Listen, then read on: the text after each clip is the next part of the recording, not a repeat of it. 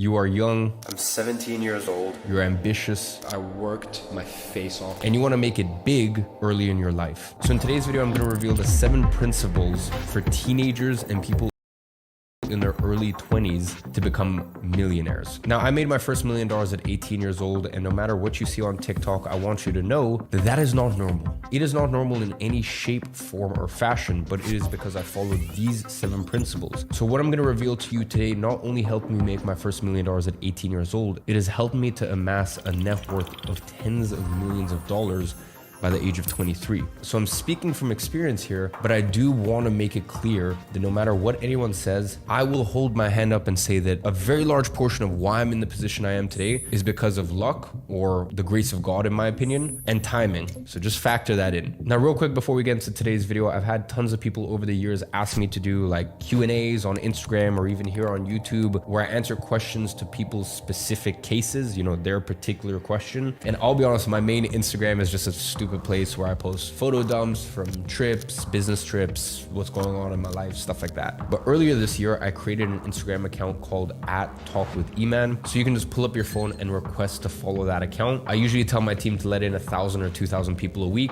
I try my best, okay? I'll hold my hands up. Sometimes I do miss it, but I try my best to do a weekly Q&A, just answering all of your guys' business life questions. So go ahead and follow that account if you want a little bit more business advice. But apart from that, let's get back into the video. The first principle you need to learn if you want to be a millionaire in your teens or your early 20s is that in order to be a king, you must first be a pawn. And this is really the issue with this generation. And I say this generation even though I am included in it, but I grew up with very traditional principles around respect. I come from a background that is a mix between Eastern European and Middle Eastern. So like growing up, you have no option. You learn respect and you learn the pecking order. And I learned from a young age that you respect your elders. And that's why still to this day, I still sit across the table from people that, I'm gonna be very honest with you, are far less successful than I am, but I shut the fuck up and I listen. Because for me, in my culture, you listen to your elders. Now that doesn't mean you need to take everything that they say on board, but you at least listen. And because I grew up in this environment of learning respect, I learned that, hey, you can be a king one day, but in order to be a king, you first need to be a pawn. You first need to be able to earn your stripes. And by the way, I earned my stripes from a very young age. I started my first entrepreneurial ventures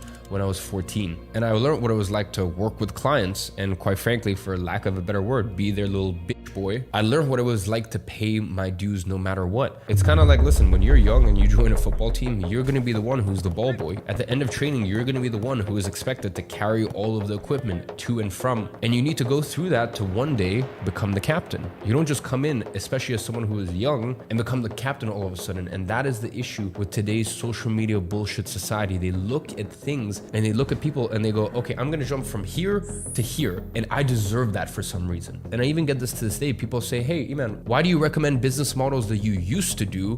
Why don't you recommend what you're doing right now? Do you realize how stupid that sounds? Do you realize why I may suggest business models I did when I first started my entrepreneurial ventures, or within 3 years into my entrepreneurial ventures, not now that I am coming up to my 10th year as an entrepreneur? Do you not realize why I would suggest businesses that I started as a pawn, as someone with no resources, no connection, no money, nothing? Do you realize why I suggest those businesses rather than the businesses I have now with millions of followers, subscribers, tens of millions of dollars? Like, I'm sure you can kind of see why I think this is better than this. But this is what I'm saying. The younger generation, they look at things and they're like, no, I want to jump straight to the finish line. You have to earn your fucking stripes. So just remember, to be a king, you must first learn to be a pawn. And there is nothing wrong with that, by the way. There is honor, there is nobility in starting from the bottom of the pecking order, being quiet, respecting the process, and understanding that you will eventually work your way up the totem pole.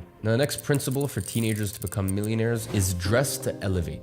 And here's what I mean by that. When you are young, people are going to automatically discredit you. You don't want to make it worse by the way that you dress. So here's the thing. You can have a 30-year-old that dresses in big labels, Gucci, Balenciaga, wears the funny shoes and all that stuff. And listen, I mean, I'm not against it. Sometimes when I'm feeling comfortable, I dress in streetwear. But if I'm going to an important meeting, I can guarantee you I'm not dressed like that. And my point is that you can get a 30-year-old that dresses like that looks like a 20-year-old, whereas you can get a 18 or 20-year-old that dresses very traditional, very classic, and you can get an 18 or 20-year-old that looks like they're 30. So the point is, don't spend crazy amounts of money to have all these labels and this and that. And I don't think that's a good idea ever, unless you really can afford it, you have a full wardrobe, and sometimes you just want to be a little playful. My best recommendation is just go for clothes that have no branding, no label. And I'm not saying that you need to dress in 3-piece suits. Listen, even if you just go in a simple black t-shirt, simple trousers that aren't too baggy, and definitely no skinny jeans, and just some classic timeless shape shoes. Listen, you're not dressing incredibly well, but the point is you can kind of hold your own in any room. Sometimes less really is more. So first learn how to just dress classic and timeless, and then later down the line you can start incorporating some suits. You can start incorporating some double-breasted suits. Maybe before you go to the suits, just get some nice blazers, and you can pair the blazers with trousers. It doesn't need to be a full suit. You know, a lot of times I'm just very comfortable with a nice round neck t-shirt, not like this. This is a lot more, you know, it's a Sunday today, very home comfortable shirt. So not something as casual as this, just a nice fitted white t-shirt or black t-shirt and smart blazer over the top, some trousers and some smart shoes. And you have a very classic timeless look that's not overly formal, and you're never going to be too overdressed in any situation. And then, as I said, later down the line, you can get into your double-breasted, you can get into your 3 pieces, whatever you feel comfortable in really. But the point is that you really need to learn how to dress to elevate, especially if you're going into the world of business at a young age, because I'm being honest with you, I experienced this firsthand. People will try to discredit you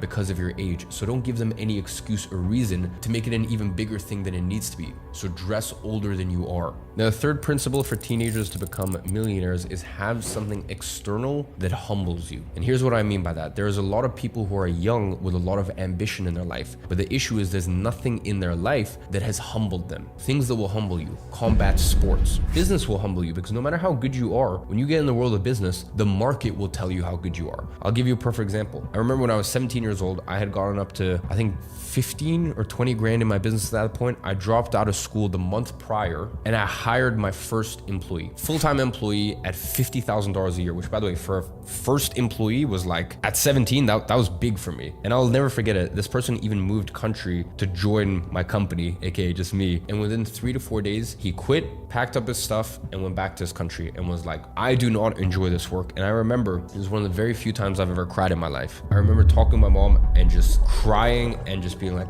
wow, I feel like a failure. Your business is taking off and you're hiring your first employee, and they leave because A, the work isn't enjoyable enough, or potentially, and this is something I had to face at the time, maybe I just really wasn't an inspiring leader. Maybe I wasn't the sort of leader where my team was like, I would follow you into war. And things are very different now that I have 150 employees. We get 40,000 people a year applying to work at one of my companies, because I was humbled when I was 17 that, hey, maybe you're not as good as you think you are. Maybe you think that you're this little child prodigy. Are you sure about that? Let me humble you. So whether it's business, whether it's combat sports, you need something external in your life to humble you and put you in your place. Because the thing is, especially if you earn a lot of success at a young age, you're gonna start to think you're hot shit. And if you don't have anything to humble you, you will end up becoming your worst enemy. The next principle you need to follow is no casual dating. Either something serious or nothing at all. Listen, if you are in your teenage years or your early 20s, either you go for something serious,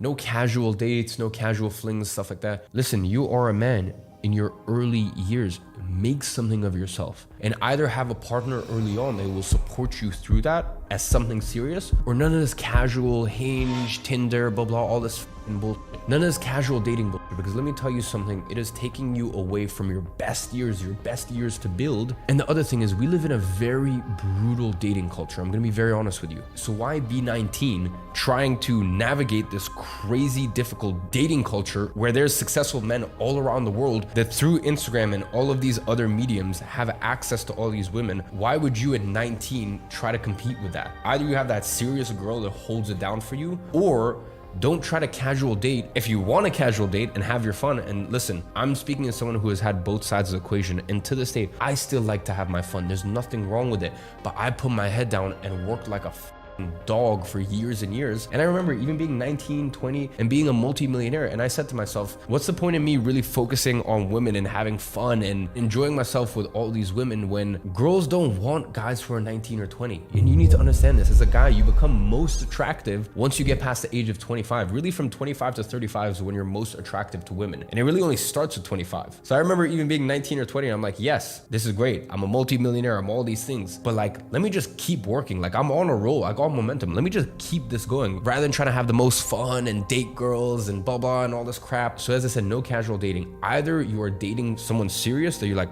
this woman could be that day one for me. And by the way, that day one girl, listen, please take this coming from me. There is nothing on earth that is more valuable than that. If you've got a day one girl and you manage to get a day one girl, you know, all these girls on a yacht, private jet, blah, blah. I have done and still do all these things. But I understand that that does not come remotely close to a day one girl who is there from you from the jump, from day one. So either aim for that, because by the way, that is the most valuable thing you could ever get in life. I'm telling you this. So either you get that or just don't casual date, because you are in your building phase. You have so long, especially as a man. And I know I keep talking to men and I understand that there's I think 10% of my audience is women. And I always do say I make content specifically for men because I grew up without a dad. I had to learn all this shit myself. So that's why I speak to the young men out there. But I know a lot of women still watch my videos and take lessons from men and stuff like that. So as I was saying, keep your head down, keep focused, no casual dating bullshit. And then once you've made something of yourself, pop your head up and then you can have a little bit of fun before eventually, hopefully one day you find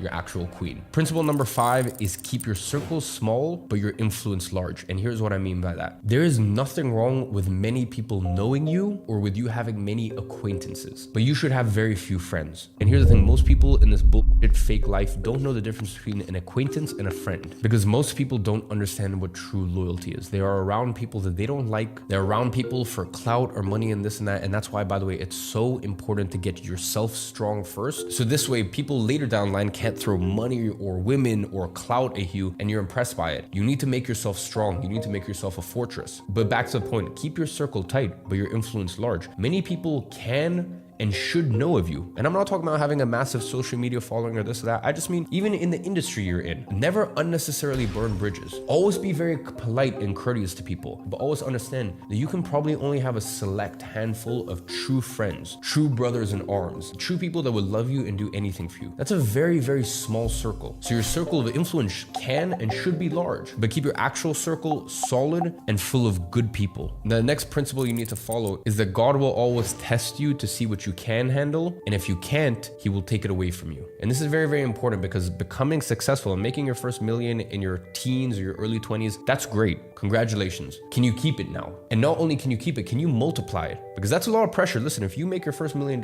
when you're 18 or you're 20 or you're, even 23, that's great, but that's a lot of pressure. Every year after that, can you hold that same standard? So you need to understand that God, if he blesses you, if he gives you that million at a young age, he's gonna see if you can handle it. He's gonna see if you can humble yourself. That's why earlier I told you, have things external in your life that will constantly humble you. Business, martial arts, setting challenges for yourself and seeing if you can accomplish things that really make you dig deep. Because here's the thing, if you don't have these external things to humble you, if you don't humble yourself, God will humble you. And when God humbles you, it's with a ferocity you can't even imagine, because you're not ready for it yet. As quickly as it's given, it's taken away, and you need to understand these things. So as long as you go into it with a mindset that when you make your first million, you're not gonna be driving around in the G-Wagon and you're gonna go to the bank like a idiot and take out $30,000 in cash so that way you can do an Instagram story where you spread all the money in your hands, and now all you do is listen to Lil Baby in your rented G-Wagon and pop bottles at the beach club, and now your business is just on autopilot. God will put you in your place. So before that happens, put other things in place. I've already given a few, but even if you can get an older mentor, an older confidant to look at you and be like, you ain't doing it once is nothing special. You're only a legend if you can do it back to back to back. That's when you're a legend. Now, the last principle to tie it all together is invest early and invest as much as you can. Here is the thing. If you make money at a young age, try to get away from you as soon as possible. I'm talking about property. I'm talking about maybe even buying some physical gold. I'm talking about things where the money can get away from you and it's not easy to sell. Here's the issue sometimes, and I'm not totally opposed to it. Here's sometimes the issue with crypto or stocks. You can buy and sell very easily. You can't buy and sell real estate very easily. So buying things that aren't actually very liquid at a young age, I think later down the line, once you're you're established, that can actually be a detriment. It actually makes things a little bit more difficult. But when you're a young age, you are your worst enemy. You're probably the biggest reason you're gonna this up. So what you want to do is once you make money, push it away as quick as possible. Because here's the other thing, and once again, I'm talking from experience. When you are young and you make a lot of money, you know what people think? People don't think, oh, well done. People think you got lucky. So there's no point being 19 years old, driving all these supercars and blah, blah, all this stuff, because you're not impressing anyone. People just think you're lucky. That's it. So you're better off taking the money, investing it. And when you're 23, you're 25, you get to an age where people can kind of believe this has happened a little bit more. Maybe, you know, you're 22, but you dress the part and people think you're a little older. And that's when you can enjoy and you can live it up and you can do these things, because when you get out of your supercar, people will actually think that you bought that. But when you're 19 and you look young, people will either think you got lucky, they're gonna think you invested in some pump and dump coin, or they're gonna think daddy's money. So while you're trying to flex, and let's be honest, if you're young and you're buying these supercars, you're probably trying to flex. It's not even having the intended effect. So just tell yourself, you know what? Any money that comes in, I'm gonna invest as much as I humanly can. I'm gonna make myself solid, and I'm gonna enjoy these things a little later down the line. So ladies and gentlemen, I present to you these principles as someone who can speak to you more realistically, because let's be honest, a lot of these YouTube videos you watch online are some 50-year-olds that lived in a different generation and don't understand that, hey, there's nothing wrong with wanting beautiful women around you. There's nothing wrong with wanting money, having nice cars, all these things. There's nothing wrong with that. But there's a way to do it. There's a time and a place. So I'm just coming here and speaking to you guys from experience and trying to meet you guys at where you are, which is not trying to shame you for the things that you want in life, but just telling you that there is a way to do it and there's a right timing to do things. So as I said, I hope this has been of value to you. As a reminder, I'm a little bit more active on that talk with Eman for actual sort of business